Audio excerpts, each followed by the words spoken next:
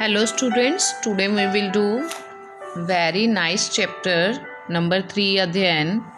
अध्ययन मतलब प्रैक्टिस करना, ज्ञान प्राप्त करना, लर्निंग से, रीडिंग से, लिसनिंग से, किसी भी स्किल से हमें ज्ञान प्राप्त करना होता है, उसे हम अध्ययन कहते हैं। अध्ययन ज्ञान की वृद्धि का और आनंद की प्राप्ति का एक प्रधान साधन है, मुख्य साधन है आनंद और ज्ञान प्राप्त करने का। वह आत्म संस्कार के विधान का एक अंग भी है। मतलब आत्म संस्कार मतलब आत्म शुद्धि, विधान मतलब तरीका। वह आत्म शुद्धि का एक बहुत ही अच्छा तरीका है। किसी जाति के साहित्य में गति प्राप्त करने का कोई और द्वार नहीं है, कोई और रास्ता नहीं है। किसी जाति के भाव और विचार साहित्य में ही व्यक्त रहते हैं, उसी में उनकी उन्नति के क्रम का लेखा रहता है। किसी के साहित्य को पढ़कर ही हमें पता चलता है कि मनुष्य जाति सुख, कल्याण और उसका जो ज्ञान है वो कितनी दूर तक पहुंच चुका है, कितनी ग्रोथ कर चुका है वो। किसी जाति के सुख कल्याण के विषय में संसार के प्रतिभा संपन्न लोगों ने सिद्धांत स्थिर किए हैं। उन्हें जानने का साधन स्वाध्याय ही है। जो पढ़ता नहीं उसे उसकी खबर ही नहीं रहती कि मनुष्य की ज्ञान परंपरा किस सीमा तक पहुंच चुकी है। वह अंधकार में गिरता पड़ता है, टेढ़ी मेढ़ी पगडंडियों में भटकता फिरता है और जयती जयती बोलकर जानता ही नहीं कि मनुष्य के श्रम से एक प्रशस्त मार्ग तैयार हो चुका है। अगर मनुष्य अध्ययन नहीं करता तो उसे पता ही नहीं चलता कि हम कितना ज्ञान और कितनी ग्रोथ कर चुके हैं। अध्ययन से हम अपने दैनिक जीवन में शिक्षा और प्रेरणा ग्रहण करते हैं। अध्ययन से ही भूतकाल की घटनाएं हमारे अंतःकरण में प्रत्यक्ष होती हैं। अंतःकरण मतलब हमारे सामने, हमारे हृदय में प्रत्यक्ष होती है, मतलब साफ होती है। और इसमें बड़े बड़े राज्यों की उत्पत्ति एवं उसके उत्थान और पतन का पता चलता है। उत्पत्ति मतलब पैदा होने का, उत्थान मतलब विकास करने का, पतन मतलब नष्ट होने का। जैसे हम एसएसटी पढ़ते हैं तो हमें पता चलता है कैसे राज्य उत्पन्न हुए, कैसे विकास हुआ, कैसे नाश हुए। अध्ययन से ही हमें यह विदित होता है कि किस प्रकार मनुष्य की सभ्यता का प्रभाव कभी रुकता, कभी पीछे हटता, किंतु अनिवार्य वेग के साथ बहता हुआ आगे बढ़ता आया है। अनेक विविध बाधाओं को पार कर और भयानक कष्टों और आपत्तियों को झेल कर मनुष्य क्रमशः उन्नति करता रहता है। हम जब ज्ञान प्राप्त करते हैं, अध्ययन करते हैं, तभी हमें पता चलता है कि मनुष्य जाति कैसे आदि मानव से लेकर अब तक कैसे विकास करती आई है। अध्ययन के द्वारा हम घर बैठे बड़े बड़े विद्वानों के गंभीर विचारों को जान सकते हैं और संसार भर के प्राचीन महापुरुषों के सत्संग का लाभ उठा सकते हैं। अध्ययन हमें अतुल ज्ञान भंडार से परिचित कराता है। भवभूति और कालिदास अपने काव्य द्वारा हमारे सामने उपस्थित रहते हैं। जब हमारा जी चाहे तब जैसी की कहानियाँ सुने, जब मन में आए अंधे सूर के प्रेम और चतुराई से भरे पद पढ़कर रसमगन हो, और जब चाहे गोस्वामी तुलसीदास की गंभीर गीरा मतलब वाणी से अपने उद्विग्न बेचैन मन को शांत करने के लिए रामचरित्र देखकर पुलकित हो जाएं। हमारा जब मन करे हम इन सब की वाणी सुनकर, इनके विचार सुनकर अपने बेचैन मन को खुश कर सकते हैं, शांत कर सकते हैं। पुस्तकों के द्वारा हम कभी महापुरुष को जितना अधिक जान सकते हैं, उतना उसके मित्र, पुत्र और कलत्र भी नहीं जान पाते। कलत्र मतलब स्त्री, उसकी फैमिली के लोग भी उसको इतना नहीं जान पाते जितना हम उनकी पुस्तकें पढ़कर उन्हें जान जाते हैं। चाणक्य पर जितना उनके पाठक विश्वास करते हैं, उतना उनके समय के लोग भी नहीं करते थे। जो ग्रंथकार अपने जीवन काल में आसपास के लोगों को बोलने चालने में संकोच करते होंगे, वे अध्ययनशील पुरुष के निकट एकांत में अपनी पुस्तकों द्वारा अपने हृदय के सारे भावों को बेधड़क खोलकर प्रकट कर देते हैं। उनकी पुस्तकों द्वारा हम उन्हें पूर्ण रूप से देखते हैं, उनकी सारी प्रकृति हमारे सामने आ जाती है। ऐसे बड़े बड़े महानुभव हुए हैं, बड़े बड़े विचारक हुए हैं जो कि अपनी बातें बोलने में थोड़ी शर्म करते थे, तो उन्होंने अपनी सारी बातें बुक्स में लिख कर रख दी और उन्हें पढ़कर हम ज्ञान प्राप्त कर सकते हैं।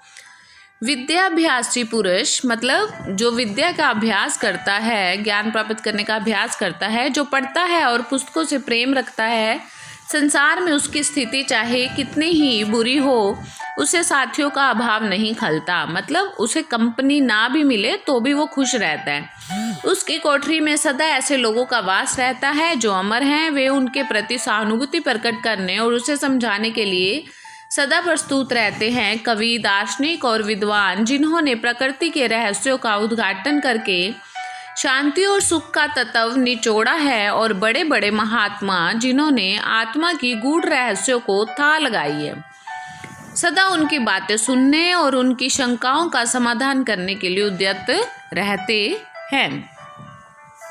पढ़ते समय हमें विद्वान और प्रतिभाशाली व्यक्तियों के मनोहर वाक्यों को, उनकी चमत्कारपूर्ण उक्तियों और विचारों को मन में संचित करते जाना चाहिए। मतलब कोई विद्वान और प्रतिभाशाली व्यक्ति अगर बोलता है तो हमें उसकी बात ध्यान से सुननी चाहिए और उसे समझना चाहिए और उसे फॉलो भी करना चाहिए, जिससे हमारे पास ज्ञान का ऐसा प्रचुर भंडार हो जाए कि उसमें से हम समय समय पर जब चाहें अवसर पड़े शांति, उपदेश और उत्साह प्राप्त कर सकें। बहुत से ऐसे अवसर आते हैं जब हमारा मनोबल टूट जाता है। मनोबल मतलब हमारा कॉन्फिडेंस लो हो जाता है और हमारी शक्ति शिथिल हो जाती है। ऐसे समय किसी पुरुषार्थी महात्मा के उत्साहपूर्ण वचन हमें पूर्ण उत्साह से भर देते हैं।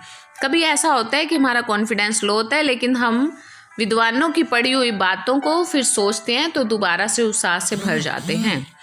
अध्ययन से हमें ऐसे अस्त्र प्राप्त होते हैं जिन्हें लेकर हम जीवन के भीषण संग्राम में अपनी छाप रख सकते हैं। अध्ययन से हमें ऐसी बहुत सारी चीज़ें समझ में आती हैं जिनसे कि हम अपनी जीवन की मुश्किलों का सामना कर सकते हैं। अध्ययन से हमें उत्तम और उत्कृष्ट विचारों का आभास और उत्तम कार्यों की उत्तेजना मिलती है। पढ़ने से हमारे व्यवसायों की बुराइयों और प्रलोभनों का, हमारे आचार व्यवहार की त्रुटियों का, हमारी कुप्रवृत्तियों का निराकरण होता है। मतलब जब हम पढ़ते हैं तो हमारे जो बैड हैबिट्स हैं हमारी, वो सारी इम्प्रूव होती हैं। कुप्रवृत्तियाँ जो हम गलत करते हैं वो हमारी ठीक होती हैं। इस प्रकार अध्ययन औषधोपचार का काम करता है, मतलब एक दवाई का काम करता है हमें ठीक करने में। पर अध्ययन या पढ़ना है क्या वस्तु? बिना किसी उद्देश्य के यूं ही सरसरी तौर पर पुस्तकों के पन्ने पलटते जाना, जैसा कि प्राय लोग मन बहलाव के लिए अवकाश के समय करते हैं, पढ़ना नहीं है। पुस्तकों में लिखी बातों को विचार पूर्वक पूर्ण रूप से हृदय में ग्रहण करना, धारण करने का नाम पढ़ना होता है। आर्थर हेल्प्स कहते हैं कि प्रत्येक स्त्री पुरुष को अपने पढ़ने का उद्देश्य स्थिर कर लेना चाहिए। इसके लिए सबसे मुख्य बात यह है कि पढ़ना नियम पूर्ण होना चाहिए, अर्थात उनके लिए नित्य एक समय रख लेना चाहिए। सवेरे का समय ही विद्यार्थी के लिए एकाग्रचित होकर अध्ययन करने के लिए उपयुक्त होता है, मतलब अच्छा होता है। उस समय चित्त बहुत तत्पर रहता है, मतलब चित्त जल्दी से कोई भी चीज़ समझ सकता है, उसकी सारी शक्तियाँ काम करने के लिए तैयार रहती हैं। सूरदास के विषय में प्रसिद्ध है कि वे नित्य सवेरे स्नान आदि के उपरांत बाद कुछ पद बनाकर ही जलपान करते थे। प्रातःकाल का समय न मिलने पर सुबीते के लिए कोई भी समय रखा जा सकता है, चाहे सवेरे का हो या रात का, चाहे 1 घंटे का समय हो या 2-3 घंटे का। नियम का दृढ़ता से पालन होना चाहिए।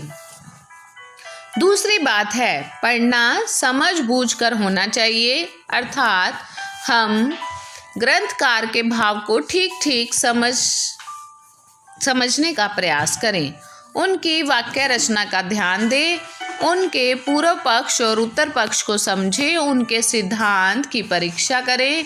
हम जो पुस्तक पढ़ें उसका मत भी देखें और अपना मत भी देखें। क्या हमारा चित्त वह भाव ग्रहण करता है जो ग्रंथकार ने धारण किया था?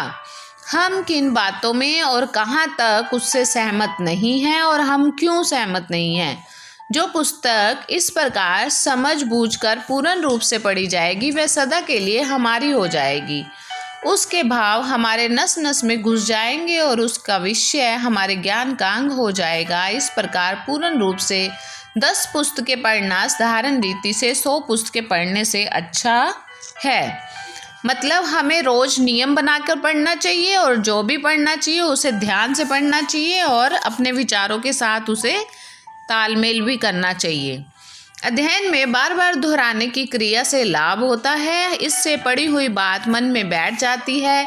जब हम किसी पुस्तक का एक प्रकरण पढ़ चुकता हूँ, प्रकरण मतलब पहरा, तो पुस्तक बंद करके उसमें आई हुई मुख्य बातों का ध्यान में लाता हूँ। इसी क्रम से मैं एक एक प्रकरण पढ़ता जाता हूँ। जब पुस्तक समाप्त हो जाती है तो सारी पुस्तक का अनुक्रमण एक एक प्रकरण करके मन में धारण करता हूँ और पुस्तक की सारी बातों को दोहराता जाता हूँ। मतलब मैं पिछला सारा रिकॉल करता जाता हूँ कि मुझे समझ आया या नहीं।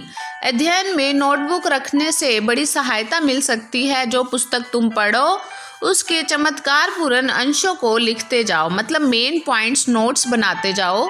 यदि पुस्तक तुम्हारी ही है तो पृष्ठ के किनारे ऐसे स्थलों पर निशान करते जाओ जो बार बार पढ़ने योग्य हो, जिनमें सुंदर उक्ति हो, जो संदिग्ध हो, जिसके विषय में छानबीन आवश्यक हो। पढ़ने के विषय में हमें ये बात स्मरण रखनी चाहिए कि जो कुछ हमें रुचे उसे अच्छी प्रकार से उस पर चिंतन करना चाहिए। एक समस्या यह भी है कि कौन सी पुस्तकें पढ़ी जाएं और कौन सी ना पढ़ी जाएं। भोजन सामग्री की भांति कुछ पुस्तकें अच्छी होती हैं और कुछ बुरी। प्रतिकूल भोजन के समान निकृष्ट पुस्तकें त्याग देनी चाहिए। मतलब जो पुस्तकें अच्छी ना हो, आपको अच्छी बातें ना सिखाती हो, वैसी पुस्तकें नहीं पढ़नी चाहिए। जिन पुस्तकों की विषय वस्तु दूषित है, शब्दावली भंडारपूर्ण है और विचार निकम्मे हैं, वे हानिकारक होती हैं। सामान्यतः अच्छी पुस्तकें काल और स्थान की सीमा को पार कर आगे बढ़ती रहती हैं। अध्ययनशील व्यक्ति का कर्तव्य है जो कोई पुस्तक हाथ लगे उसका पढ़ना मात्र नहीं है, बल्कि अच्छी, उपयोगी और सुरुचिपूर्ण पुस्तकें चयन करना भी सीखना है। तभी अध्ययन आत्म संस्कार और चरित्र गठन में सहायक हो सकता है। ऐसा नहीं है कि जो भी पुस्तक हमारे हाथ में आए हमें वो पढ़ लेनी चाहिए। अच्छी पुस्तकों का चयन करके अच्छी पुस्तकें पढ़नी चाहिए। Thank you and have a nice day.